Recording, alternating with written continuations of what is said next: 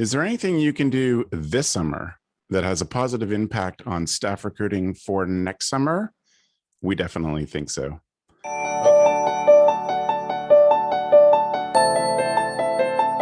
Hello, Camp Mavericks. Welcome to the CampHacker podcast. My name is Travis Allison. I run Go Camp Pro and the Summer Camp Professionals group on Facebook, and I'm excited to welcome my co-host today. Hi, everyone. My name is Chris Hudson. I am a social worker and the camp director of Camp Highlight, an incredible, amazing sleepaway camp for children who have LGBTQ parents. Hi, everyone. Oh, so nice. Hey, Chris.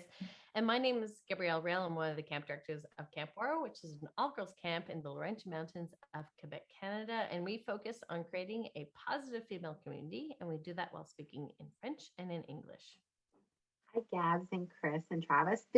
I'm Neva Baltzell. I am the residential manager of the Madison Youth Ranch. We are part of the Florida United Methodist Children's Home. So I serve kids in residential foster care. Welcome back, Neva. It is a true pleasure to see you, spend time with you, and great to have you back on the CampHacker show. It's been a long time. You have a different job than the last time we spoke. You are making some impact with on some kids who need some major care in their lives. Do you have one quick lesson that you would share if a camp director was to have a work experience like yours? One quick lesson you'd want them to take from that experience? I think the biggest lesson in transitioning from a residential camp setting to this setting is to find the moments to sit and listen. As camp directors, we always are so busy. You're running around, you're trying to do everything, and finding that moment to just listen to what a child has to say, whether it's something amazing about their day or something ridiculous about their day or something really sad and scary about their day. And just listening without intention of responding is the biggest lesson I've learned in this particular setting. Amazing. I love that. Well, we're so grateful to have you, Neva. Thanks for coming back. Well, thank you so much for inviting me back. We want to, before we jump into the topic, we want to remind you that this CampHacker podcast is sponsored by UltraCamp. I know Matt has a little bit to say about that here at the beginning, but I also want to remind you that we would be super grateful if you left a rating or review, an honest rating or review for the CampHacker podcast. If you went to ratethispodcast.com/camp, and click the rating and reviews button, you can see a way that you can do that, and it'll spread out across the iTunes stores and the other different places that you can leave ratings and review. That's helpful to us. We are recording this in the middle of May 2021, and we've been watching the struggles of camp leaders who are having a hard time finding camp staff for the summer. And there's lots of deep and I think quite frank and honest conversations about why it has been such a struggle for camps this year. Obviously, a ton of it is related to COVID and not running camps, a lot of camps not running last year, etc. But I think that there are some lessons and some things we could think about now to make sure we're not in the same position next year. Things will, of course, be different next year. I spoke on the Camp Owners podcast last week talking about this phrase from a book that I've been reading. I've been reading Octavia Butler's Parable of the Sower, and one of her big philosophical things is that God is change and change is God. And I think the idea that change is God is one of those mantras for summer camps that we should just embrace and live with and understand that change will always be a part of this. But we can be smart about that and manage that in smart and intentional ways. So I want to talk about how we work now how we begin working now to recruit staff for 2022. There are ways to be smart about that in your communications, in the experience that they get as they sign on and arrive at camp and arrive for training, whether that's virtual or on site somewhere. There are things that we can do to make that payoff for staff recruiting for next year. So we want to talk about that today. I wonder for any of you, anybody's welcome to start. What are some of the things that you think about your staff's experience before your training begins? What are some of the things you're being intentional and thoughtful about the staff experience Because I think certainly my thesis for this topic is that this staff experience for 2020 has a huge impact on your recruiting ability for 2022. Sorry, so this staff experience for 2021 has a huge impact. What are some of the things that you do now to enhance or be intentional about the staff experience? At Camp Highlight, we are really intentional about the community piece for staff. We just finished a round of hiring, and this was like a setup for like 2 weeks before.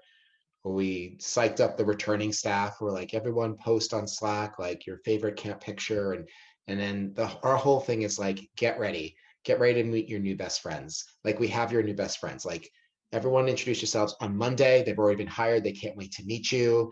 Like, let's make the space inviting. Like, so they left all these messages and stuff. And when the new people came in, it was like a party. They were all like, oh, it's what do you like to do? We have stuff in common, et cetera, et cetera. And so we really lean into building that community and really leaning into like, these are your new best friends. This is where you find, like, we are curating, right? We're curating your best friends for you. All you have to do is show up here every year and you meet people who are going to be, you're going to know forever and are going to change your life. Like, why wouldn't you want to come back? Why wouldn't you want to bring your friends to have this experience? And we're really very goal directed about that. As much as we are creating a fantasia for the children, the recognizing that creating the fantasia for the adults and the young adults is equally, I mean, in some ways, it's as important, if not more important. Yes. Because at the end of Yes. the day, if we're not able to hire people or retain people, we simply can't operate. Like, it hinges on the fact that we are able to get so much goodwill. Lord knows we're not paying them enough. Mm-hmm.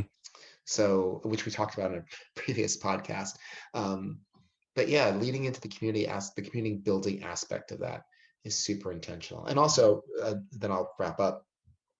As camp directors, me and the other camp director, we are extremely intentional about being there for the staff during the year. So if they are artists or designers and they have something on Kickstarter, we make sure that we donate to it. If they are having a show or a signing or something, we make sure we go. If they have a presentation, like, we make sure that we log on, just to reinforce the idea, like, no, this is not just something that we do in the summer. Like, you're a part of this family, so we're going to show up for you. Yeah, that's amazing. I think building on what Chris said is just making sure that you build in time to help them feel connected ahead of time, like really getting their questions answered about their personal safety and finding out from them what they need to be successful as they come into the camp setting. Again, pandemic has caused so much trauma for everyone involved. It really making sure they do that gut check before they get to camp so that you can know, or your leadership team can know, what staff need to feel safe and confident moving into those training periods, and letting them know that it's okay to have moments where they may be triggered by something that happens, and that you're going to provide that safe environment for them to deal with those feelings. Yeah, I love that. Yeah. And I think for myself, one of the things that I pride myself in is setting expectations for our staff, front loading what's expected of them. And this summer, truly, I don't have that information for them. And so what I'm telling new staff members that are coming in is that usually, we do have a pre-interview guide. We do have set up conversations to get them ready to understand what their role is. And this summer, that's not the case. And so the expectations that we're setting up for them is that we're doing this together, and including myself, I don't know exactly what that's going to look like. And so we're all vulnerable. So your thoughts, your experiences, how you are experiencing things are very vital, so that when we are ready to welcome campers, everybody's voices will be heard. And this is how we're going to make sure everybody's voices are going to be heard. And I think, secondly, it's easy to be said from the boss's point of view, but to create those conversations with maybe 2 or 3 other staff members, where you're having returning staff members walking in who are prepped, who are also we don't really know exactly what the summer might look like. We have some ideas. This is the framework, but how are you doing? How are you feeling? And perhaps creating a conversation format where you're talking about different aspects of camp, such as yourself, the program, and the campers and your teammates, so that you're able to tap into, how do you best connect with others? How do you look when you're quite anxious? But also, what do you need to step forward? Because I think this summer is going to be necessary for people to step forward. So we're making sure we're creating a good environment for our staff, but also for our campers. Excellent points from all of you. Things I would want to add in is just a reminder, and I know I've said this a lot on the show, but my philosophy of leadership is that we need to, in our bones, appreciate that no matter what we do, we are teaching. And that I am always teaching philosophy extends to how we communicate with our staff before they arrive, setting them up and giving them the tools that my three co-hosts have been talking about, understanding what we will do to keep them safe, how we are going to set them up for success, et cetera.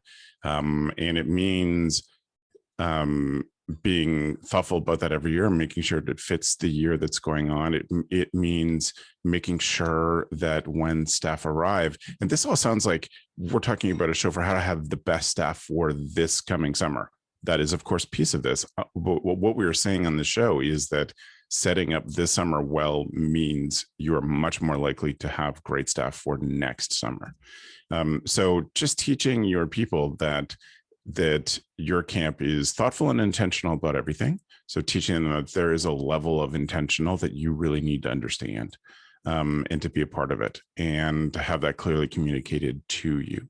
And that we will work hard to make sure that even though if you're a new person and new to our camp family, that we will work hard to make sure that you understand how things work at our camp before you arrive, that we're not going to just have you arrive in the middle of the chaos of other people screaming happy to see each other from time away, that there's going to be a way for you to settle in quietly and be a part of this at your own pace, because we're going to use this time now to teach you as much as we can so you will feel comfortable. Said it on the show, I say it lots of times. Every new person should show up at camp knowing one face that they can recognize and who will recognize them, and one thing that they can participate on the first day that they arrive that they can feel comfortable in. Those two things give them enough of a welcome and a safe place to stand on that first day that shows them this camp is different than other job experiences I've had.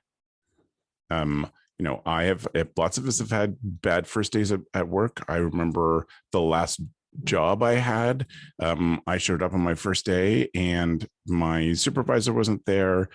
They had arranged nothing for me. And the other people who were in our office didn't know that I started that day. So I just showed up, walked in, and everyone's like, "Oh, I didn't know you were starting today." I was like, "And what am I supposed to do?" They're like, "I don't know. The bosses are in a meeting." And so my whole first day experience was a lot like my whole experience in that job. But anyway, I learned something on that. They were teaching me something on that day. Sure. So, yeah. That is the worst. I'm so sorry, Travis. Yeah. But you're right. There's always those situations where, I can't tell you how many first days I've had, and all I do is just like, sit around, go to the bathroom 8 to 15 times just because it's something to do. There's nothing to do. You play solitaire on the computer, on your phone, and then you just while the hours away. And you certainly don't want anyone, like you said, you were being taught something on that day, especially for camps where we are hiring a lot of young people who are still mastering their identities and who they are in spaces and groups. And it's so much more inviting and welcoming if you take stock of who's coming in and really giving them the 5-star treatment. Because like an alienating experience like you had, Travis, it's like, well, okay, well, great. Now I'm supposed to give my all when they couldn't be bothered to know when I was going to show up. Yeah. Right. That's the wrong message. I think it's also what you're talking about, Chris, is just a sense of feeling unsafe, because you do on your first day, you do want to put your best foot forward. You want people to see you as somebody that cares, see you as somebody that has skills. And I think that's what we're looking for, opportunity for staff that are coming in this summer. And for me, I'm always looking at what we're running and how we're doing what we're doing, not so that staff do a good job this year. I want to make sure that our staff are coming back next year. And so I think whatever your summer looks like, for me, a framework to help support those staff members in feeling like they are growing and they are learning and they're contributing, because sometimes you can be doing a great job, but you don't know if you're contributing, and I think that's super important. For me, I like helping staff members figure out what's something that they feel confident about at camp. So for example, it might be some staff members might feel like giving instructions to kids, that's something that they do well or they thrive at, or being in front of a small group and leading a song, that's something that they do great at. And how can their leadership team members or support staff help heighten those skill sets? So you're already great at that, but let's get you to the next level. And another part to maybe work on is something that makes them feel vulnerable. So for myself, organization is something that I struggle at. And it's hard for me because I can tell that other people are so much more advanced than I am in organization and getting stuff done on time. And it's not because I don't care, it's just that it's something I struggle at. But to build that relationship with your staff members so that you can help them access what they feel comfortable at doing, and how do we heighten that and build their confidence. And then secondly, what are some things that they feel a little bit vulnerable at that we can help also build their skill sets? Because I think every staff member that's coming in, they want to contribute and they also want to grow. And I think that if we're intentional about that, that also helps them see next year, what am I going to be learning, and also what am I going to be contributing? I think one of the things we were lucky to do at camp when I was there is we did in-person interviews for a longer period of time over the course of a weekend. I know that is much more difficult in these times, but doing that allowed us to look at our new staff coming in and our returning staff and have the ability to kind of pair people up intentionally, that mentor-mentee relationship, except it was, hey, here's somebody that's going to be your person for this next week, 2 weeks, 3 weeks of training. And your only job is to every day sit with them at a meal and have a conversation. I don't care if you talk about camp. I don't care if you talk about football. I don't care what you talk about, but your only job is to check in with them every single day, because that was our leadership team's job, right? Like our leadership team were tasked with, you have to sit with someone every day and check in with them, or multiple someones across the course of the day. But being really intentional in that made a huge difference, because we had 4 camps across our state, but people would work at one camp one summer and the next summer they would go to the camp their friend was at, and they would bring more friends in because they did feel that sense of community. And I think what Chris said in the beginning is the most critical part is, if you feel like you can make friends, you're willing to bring other people into that arena so that they can have those same experiences. You're not going to bring them someplace that's terrible and they forget about you on the first day, but you're definitely going to go out and recruit people to come and have a good time with you to be a better person. Absolutely. So I want to talk about the at camp experience. I want to talk about specifics about arriving at camp and making that feel good for people. Before we get too far into that, what are some things that camps could be thinking about for people who aren't working at camp this year, but could potentially work at camp next year? They were CIT before, or, would have been in the CIT program during 2020, or, they've worked at camp before, but can't this summer. What are some of the things we can do to be intentional about them that will have a positive effect on whether or not they'll work next summer? I think for me, like, if you have campers or staff members that aren't attending this year and are thinking perhaps maybe next year, for me, the staff that you have right now, that's your gold mine. Testimonials is absolutely essential, and testimonials are hard sometimes. So giving a sentence that they can fill out and then create a compilation, such as, I made a difference when ... and have those sentences filled out, I think are really, really important. I think that we can give ourselves the space this summer to understand that we need quality staff for this year and for next year. And it is sort of the, it is the fun, it's the cool party. If you see those individuals talking about what they're doing and how excited they are about it, you want to join that team as well. And so for me, I would be dedicating some time aside to make sure that you're having some dedicated interviews with some staff members that could be a little bit longer, that you can promote to your alumni so that they're reaching out to other individuals, but then that you're getting those short clips of staff members in different areas of your camp and saying, I choose summer camp because ... and get them to speak from the heart, and maybe get them to speak from a place that's also funny and comical. But it's basically creating that buzz around the value of coming to camp. And it's not coming from the camp director, it's coming from the actual staff members that are working there this summer.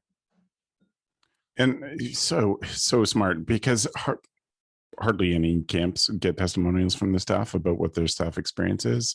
Some do it, January, February, when they're starting to get sweaty, but they're not thinking ahead to these things, thinking about camper recruitment. But we have to apply as much intentionality to staff recruitment, because Absolutely. if we don't have the great staff, then we don't have great campers, and we don't have the program that matches the promise. And it's also camper recruitment. When you see your awesome staff members saying the things of why they enjoyed camp, you want to come back as a camper, because eventually you would like to be that staff member. So it really does all tie in. So if for camp directors that are thinking, I really need to get kids, I don't have the time and space to get staff members, that's tomorrow's problem, not today's problem. This, getting staff and promoting it online in a fun and awesome way gets campers, because they're like, I want to be that person. It's a 2-in-1. And if people are looking for good examples, they should check out the 2021 Thanks to Camp campaign videos that Gab did, which are brilliant and fit this exact model. I was just going to say what Gab's already said. She said it first, and she said it more eloquently. But I think given the time, if you are setting your sights on summer 2022, this is a great time. If your camp is operating this year, it's a great time to actually take some time and get footage of your staff doing what your staff does. And like Gab said, getting interviews, and if you could, this is just a suggestion, I'm just pitching from the top of my head, but if you are able to get enough staff testimonials and edit them, spin them down into a series like that you could release over social media, drip, drip, drip, between, July of this year straight through to February and March of next year when we do all our hiring, there are people who are sort of like, oh, I don't know if this is for me. If you were releasing something on Instagram, like once a week, every other week, once a month even, you might get people interested. I mean, I can tell at Camp Highlight how many people begin applications. I can see exactly how far they get and where they drop out of doing it, and if they return and when. So for every successful application, there's about 12 people who start one. And I don't know why they stop. Sometimes we reach out, sometimes we don't, but clearly they are following us somewhere. And so if they were able to get this constant information about how great it was to work at a camp, like what does it do for me? And you could sort of lay that out. And again, like you said, Travis, not in February when we're all desperate. And there is an air of desperation around camp directors around that time in their communications to the public about really looking for great people. And I know, because we've been there. And starting early, it just makes sense, especially this year. Not for nothing, we've all had a long year to think if you didn't operate last year. And thinking ahead to this is like worthwhile. It's time well spent. And I think I will just piggyback on that to say, I think this is where knowing the kids or the staff that have grown up in your program really makes a difference. Like having paid attention if you're doing that homegrown staff model. I think this is where, I know Travis uses Bonjour a lot. This is where those personal messages from maybe not a director but a pod leader or a cabin leader that has watched a CIT grow up or an LIT grow up to say, hey, we need you at camp next year. We think this is your skill set and we want you to apply. And that personal invite and taking the time to do a lot of those, or for all of the kids that you know haven't come back as staff this year, but you think would make great staff for next year, it's really hard to turn down when someone that you've looked up to says, you can do this and you should do this. And if you're not making those personal appeals, I guess is what I would call it, or those personal invitations, I think you miss part of that as well, because some kids are never going to think, oh, I could do this. Some of these kids are always going to think, I'm not good enough, I'm not cool enough, I'm not whatever, I've been away too long. And they need to hear someone say, no, you're brilliant and we want you. The power of personalized video is you can be, as Neva said, anywhere on the site. You'd be like, I can picture this as being your bunk in this cabin next year. I know it was the cabin you were in the last year that you were a camper, or that you were the CIT for your week in cabin or week in unit. I know that you worked with a group that hangs out under this shelter and has their lunch. And I could picture you just standing here talking to your kids at the head of this picnic table. Like, it's powerful stuff that they can picture for them to understand that we picture them in that situation. But it does involve definitely lots of good communication, even good note taking as kids are growing up. Like, I really didn't like this kid when they were 13, but man, when they were 15, you can see they could be great camp people. And it's important to say stuff then. And it's important to repeat that, because Neva said they may not picture themselves as being that kind of person, but if you can see it, that goes back to just a personal conversation with people during the summer. It means a lot when it comes from a director saying, doing a great job this year. I really like you. You've really stood out to me. As a first year counselor, I can see you being program director one day. And just It doesn't have to be that job that they end up in, but just planting that seed. They're like, really? Okay. All right. That makes a huge difference. A long way, Travis. Like, I honestly remember when I was 17, just not feeling super confident about myself. And the irony is that I did grow up at this camp. The irony is that my folks own the camp, but I did not see myself in a leadership position. And just having somebody that is 2-3 years older than me saying to me, like, hey, one day I really see you leading the junior section, because you really care about them, and you have a way of getting other people to care about them. I'll always remember those words. I never ever thought that I could possibly be the junior section head. Like, for me, that was so out of reach. And I think back to the testimonials, also sometimes being genuine, using that language of, yes, using the, I come to camp because, or whatever your sentence is, but also saying things like, I almost didn't come to camp because people told me this wasn't a real job. Saying that thing that a lot of our staff members do struggle with, the pressures from parents, or from peers, or from professors, that, maybe you need to get a real job, but sort of flipping that and having that sentence at the beginning and saying, and I'm so glad I did because X, Y, and Z, So yeah, totally. So in the last section of this, what can we do as camps when camp is running to help ourselves hire more of these staff back, or them and their friends and other great people, stuff we can do while camp's on? I'm stumping everybody with the questions today. Thanks, Chris, for getting started. I just have so many ideas, and I know the podcast format doesn't allow me to lay them all out in like a 12-point PowerPoint, like I have a 12-slide PowerPoint like I have in mind. I would suggest pulling your staff into this conversation. At training, like, have them in one of the 1,000 different breakout groups that we do with chart paper, or however it's going to happen this year.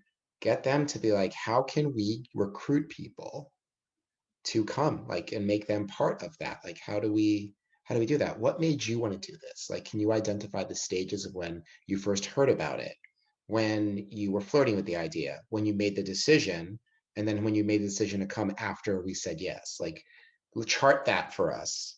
And so it gives the directors a greater understanding of the process. It's been a long time since I've applied to be a camp counselor. you know, like it's the 90s are a long time ago. So, and also it also builds a team of people. They're excited about camp. And if they love this and they love it enough to come back for 6, 7, 8 years in a row, then they are our best advertisement. And so utilizing them, this doesn't have to be all on program directors and camp directors to find the staff. The staff can find staff. One question I would also add to that, Yeah. Chris, is what part of this camp job story didn't you know ahead? Like, what are we not telling Yes. people that they should know? Yeah. Good or bad, but what are the things that we're not telling people? Mm-hmm. And I don't know. I kind of want to lean away from this, but this is the world that we live in. Like, there's a lot of discussion about like how you put camp on your resume and how you use camp as a stepping stone to get elsewhere and do other stuff. That's a little transactional for me, but I understand it. You know, it's the world that we live in. I would love to say that just do this because you're going to feel great, make other people feel great. But, you know, if there's a practical consideration for people, that's something that you can identify. Like, and also asking people, what responsibilities would you like to take on here that you'd want to put on your resume? Like, help us figure that out for you. Like, we're on the same team, you know, so let's figure that out together. That's helpful. And as well as a simple act of, what job do you want to hear in the future? Like, skills, totally the skills, but you know, what job do you want to apply for next year? If they hear that question in the last 2 weeks, it plants a seed that can help. Gab, you look like you had a thought. Oh, I was just thinking, with Chris's suggestion, before you do that, maybe bring in, you know, alumni talking about what they learned about camp and how it's so applicable to their jobs. I constantly get messages from my previous staff members and leadership team members who are now engineers or CEOs or, you know, full-time parents that are talking about how camp has prepared them for what they've done and how they feel so confident because of camp. And having that piece come before asking our right now staff members. Sometimes our right now staff members don't realize the life lessons that they're using, but when they hear it and they can practice it, then they can really sort of run with it. But having those testimonials either via video or letters that you can read out to your staff members, I think plants the seeds that camp is something that has a lifelong positive impact. And sometimes when you're doing it, you know, in the moment, you know, it's good for you at the moment, but you don't know that it's actually having that long-term, you know, life skills that we're all gaining. So bringing in returning staff members and sharing their testimonies helps with that second piece that Chris was talking about. Can I add something just because this really worked for us? I don't know if this fits, but parents, we reached out to parents this year and the pitch was, listen, we're having trouble staffing camp. Who do you want to watch your children? And they did all the screening. Smart. Yep. And I tell you, we hired 4 people. 4 of the 5 people that we hired in this last round were all referrals from parents. And they were pre-vetted. And they were pre-vetted because we asked the parents, would you want this person? Are you okay with this person watching kid? They're like, absolutely. I'm like, not for nothing, you know the deal. You know the deal and you know us. So that's been really great. Utilizing the parents has been really great. And then being able to utilize their positions. The 4 of the 5 people that we hired in the last round, they were all university students, and the parents in question were either deans or worked at the university. Like, they just had access to them, and access that I would have to push in to get. I don't know if that fits into our thing, but I feel like we're talking about. It's great. Yeah, totally. I think something that we don't capitalize on at camp is what used to be called an exit interview, but I would call an end of the summer conversation, and really finding out from your staff that have worked during the course of the summer, what are the barriers that are going to keep you from coming back next year? If you want to come back next year, what happened this summer that was maybe a turnoff for you that makes you not want to come back? And what do you think are the barriers for people coming into the camping world? Because we know that pay can be a barrier. We know that we are not always the best at finding diverse people to work at camps. So I think if we don't have those conversations at the end of the summer, even though everyone's tired and it's long and it's been a long summer, but asking those questions that may be getting answers that you don't want to hear, where you hear that while you thought you had a great leadership team, people on the leadership team were not great. Yep. And just finding those things out from your staff that are there before you let them off your property, not holding them hostage before they talk, but really having that conversation, and maybe not with you as the director, but with someone that you can bring in from the outside. Excellent. Neva, I think that's a great place for us to leave it for today. So thank you to the three of you for sharing amazing ideas. I'm grateful. Before we switch over, I want to take just a second and thank UltraCamp again for being a sponsor of the CampHacker podcast. We're always grateful for their support. And I want to just encourage you to think about what UltraCamp can do for you. You know that you got into this job so you could make a difference. You know that getting caught up in the busy work takes you away from that part of your job, the impact and the working with people. And so UltraCamp offers a great way for you to get back and focus on those things, because they can save you some time. You know, they can help you focus on getting out of your computer and getting out to working with kids. You can automate the billing. You can make your part of the registration process simpler for you. You can think about using how a good data management system will help you manage your hiring process. Good topic for today, because UltraCamp includes stuff like the integrated background checks, and it makes things simpler for you to communicate with your customers and even your donors as well. If you're a CampHacker listener, you can get free setup with UltraCamp if you're switching over to them, just by simply reaching out to them and talking with them. They'd love to show you a future where you can have time to get back to what's really important, the impact that you make at camp.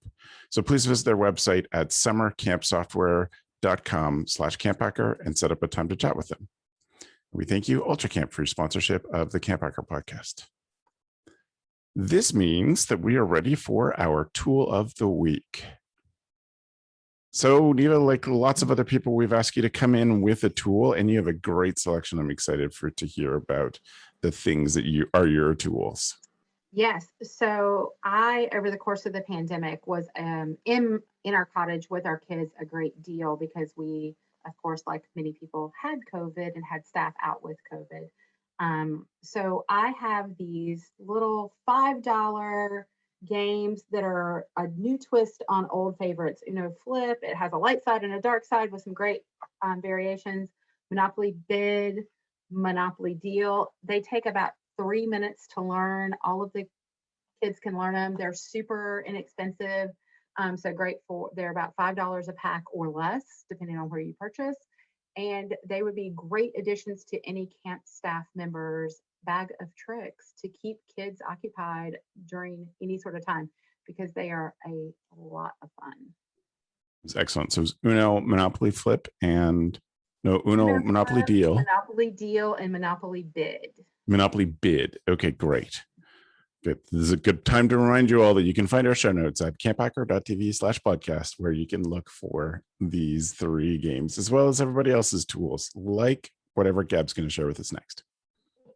I'm talking about Notion. So Notion is I think it's kind of like a do-all tool. And what I like about it is that it's free up to 5 users. So if you have many groups within your leadership team that wants to, let's just say, track a project and the progress of that project, you can do it within that group, and it's for free. And you can use that on Android, your desktop, as well as your iPhone. Why I enjoy it is that you can upload visuals, so images, to help represent what tasks you're going to be doing.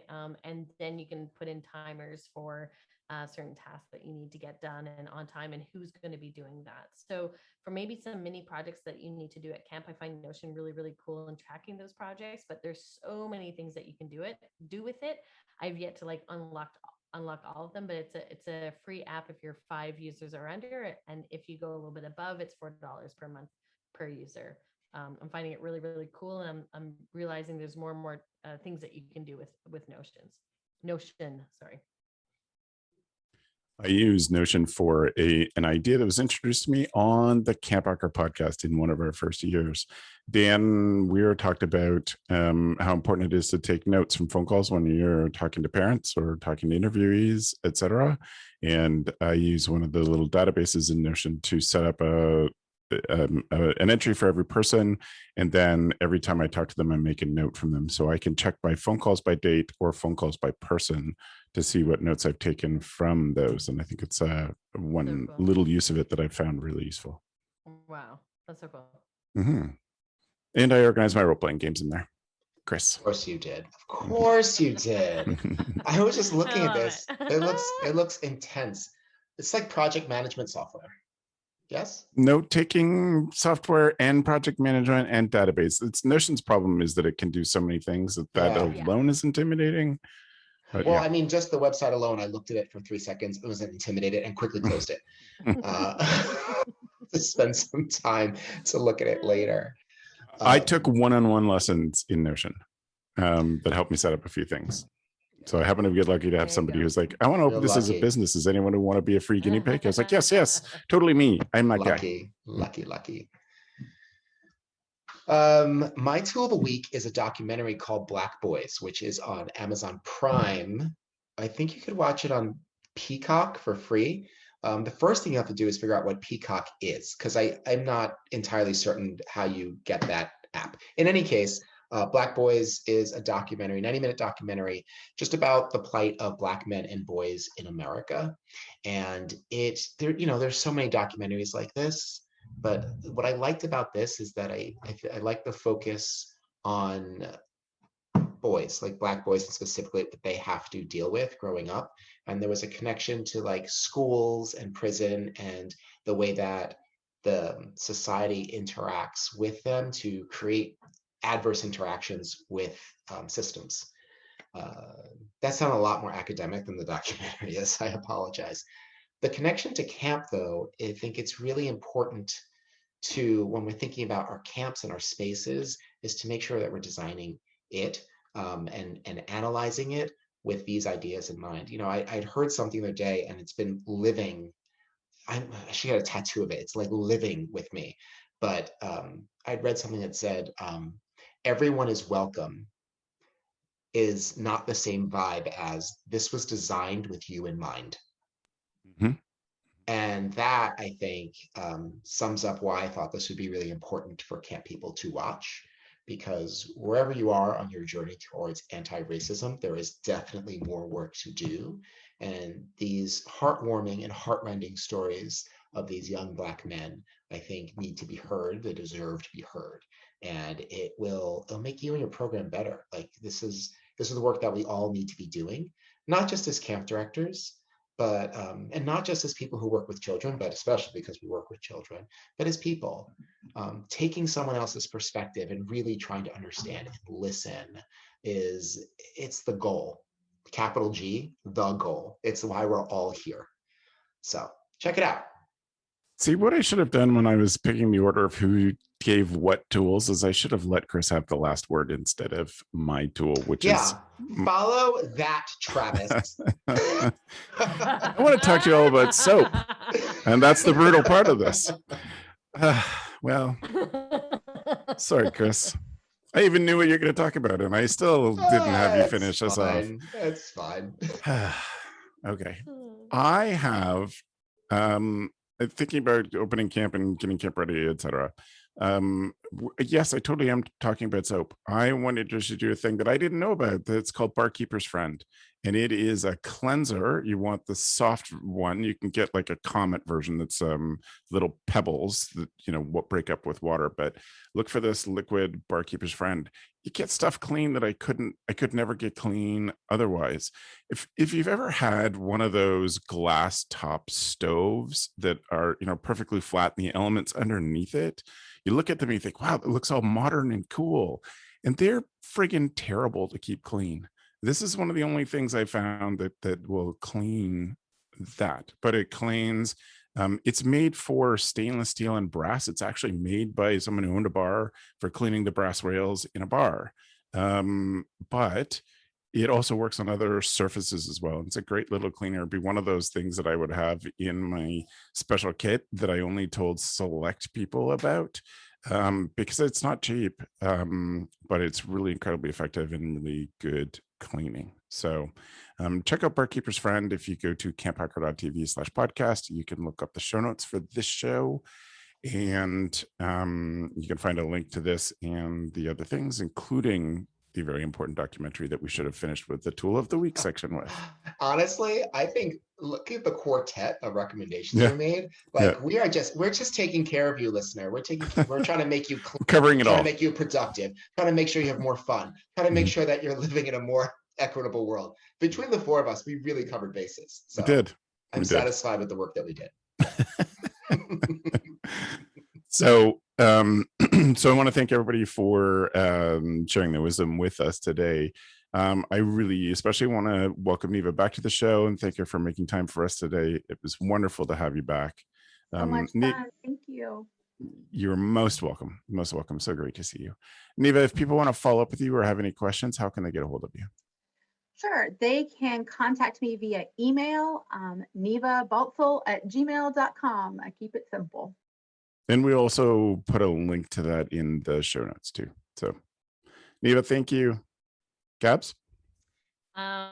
You can contact me but I think I just want to reiterate what Chris said. This was designed with you in mind. So I think let's just sort of hold that in our minds when we're looking at camp this summer. You can contact me at info@waro.com, OUAREAU.com, or you can follow me at Gabrielle Rail on Instagram, and Rail takes 2 L's. This was designed with you in mind. I love that, Chris. Thanks, Gabz. Chris?